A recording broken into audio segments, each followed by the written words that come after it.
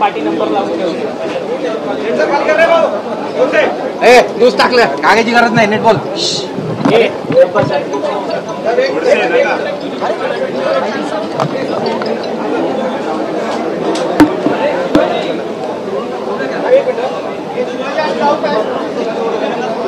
मला पण विचारणार कोण आहे मी आहे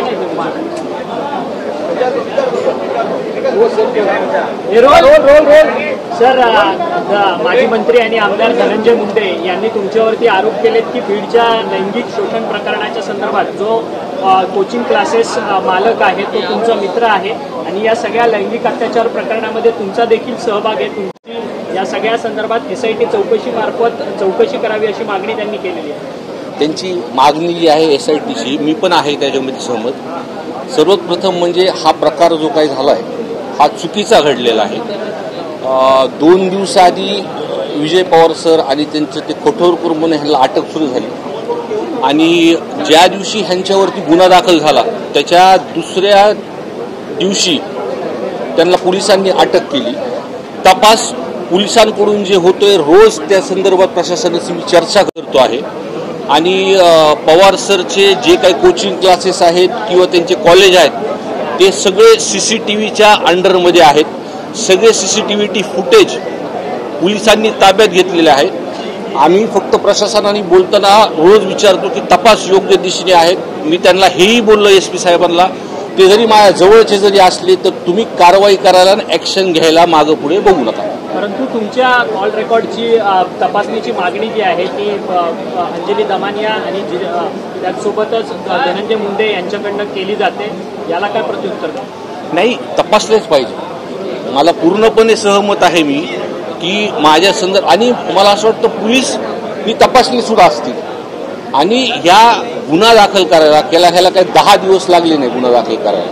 म्हणजे मी जरी आमदार असलो आणि ते माझ्या जवळचे असले तरी ज्या क्षणी पीडितांनी या संदर्भातली तक्रार SPला केली त्याच दिवशी त्याचा गुन्हा दाखल झालेला. तुमच्यासारखे 150 दिवस मी गायब नव्हतो झालो कुठं. संदीप क्षीरसागर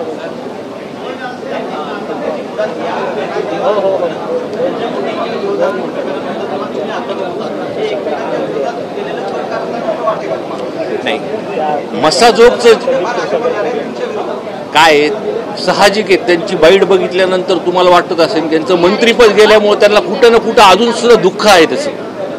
आणि एखादा गुन्हा झाला आणि मला असं वाटतं फक्त त्यांनी या गुन्ह्यातच जसं बोलतात येते तसं मसाजोगच्या प्रकरणात सुद्धा त्यांनी अग्रेसिव्ह भूमिका घेतली पाहिजे होती. आम्ही तर म्हणतोय तपास करा. आणि सर्वात महत्त्वाची गोष्टी म्हणजे मी विरोधी बाकावरचा आमदार आहे आणि बीड जिल्ह्याचे पालकमंत्री हे अजितदादा आहेत आणि त्यांच्यावरती विश्वास पाहिजे. ते तिकडचे पालकमंत्री आहेत आणि दादाचा जो स्वभाव आहे एखादी गोष्ट ही जर चुकीची झाली असेल तर ते बिलकुल त्याच्यामध्ये मागे पुढे बघणार नाही. त्याच्यामध्ये ॲक्शनच होणार आहे. आणि या संदर्भात म्हणजे मी अजितदादांना सुद्धा या संदर्भातलं पत्र देणार आहे आणि आपले गृहमंत्री फडणवीस साहेबांना सुद्धा की ह्याच्यामध्ये दूध का दूध आणि पाणी का पाणी जे काय पोलीस प्रशासन तिथं काम करतंय आणि त्यांचं काम बघून असं वाटतं की ते शोध व्यवस्थितपणे कोणत्या दुसऱ्याच दिवशी त्यांना अटक करून पूर्ण ते शोध घेतात. परंतु ही राजकीय आकसापोटी ही सगळी आरोप प्रत्यारोप तुमच्यावरती होतात का? आता ह्या काही दिवसामध्ये ह्या तपासामध्ये पोलीस यंत्रणेच्या मार्फत सगळंच बाहेर येणार आहे. म्हणजे काय विषय घडलाय काय नाही सगळे CCTV फुटेज आहे. आणि मी ह्याच्यावरती आत्ता बोलण्यापेक्षा सत्तेमध्ये मुंडे साहेब आहेत, पालकमंत्री त्यांचे नेते आहेत, फडणवीस साहेब त्यांच्या युतीमध्ये आहेत. उलट त्यांनी जोर लावला पाहिजे या विषयामध्ये.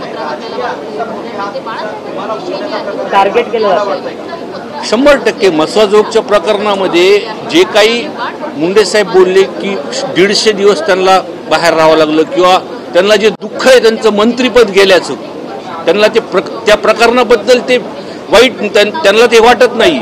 व त्यांना दुःख फक्त मंत्रीपद गेल्यामुळं आहे. आणि या प्रकरणात सुद्धा ते सत्तेमध्ये आहेत आणि त्यांनी त्यांच्या नेत्यावरती विश्वास ठेवला पाहिजे. विजय पवारांशी कशाबद्दल संबंध आहेत? विजय पवारांशी कसे संबंध आहेत आणि किती? एक लोकप्रतिनिधी रोज रस्त्यावरती काम करतो. तुम्ही जर माझ्या फेसबुक पोस्ट बघितल्या तर चहाच्या टपरीवर मी सकाळी असतो. लोक येतात, बोलतात, भेटतात. त्यांचे माझे संबंध नाही आहेत असं म्हणत नाही, पण जरी असले पण ते अटक झालेले आहेत आणि ते कारवाईला समोर जातात. तिथे